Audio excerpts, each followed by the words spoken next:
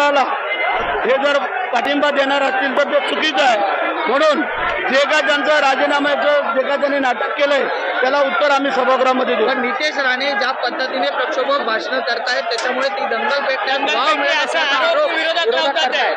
त्याचं एक चौकशी आपले मुख्यमंत्री करतील आणि काय करायचं ते ठरवतील।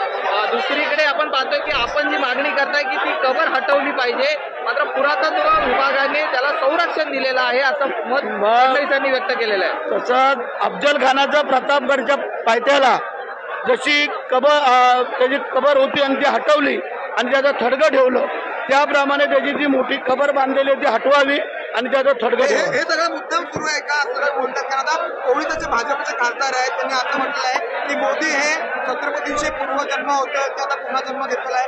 ते एक महाराजांची तुलना केलेली आहे एका खासदाराने भाजपच्या खासदाराने योग्य वाटतं का भाजपच्या खासदारांचं? ते आता आम्ही काय ऐकलं ना, तुम्ही सांगताय तेव्हा आम्हाला माहिती आहे, परंतु आतापर्यंत शिवाजी महाराजांची संभाजी महाराज कोण तुलना करू शकत नाही असं आम्हाला वाटतं। परंतु लोकसभेच्या पटलावरती एका जबाबदार खासदाराने अशी तुलना करणं काय आहे? त्याला विचारतो आम्ही।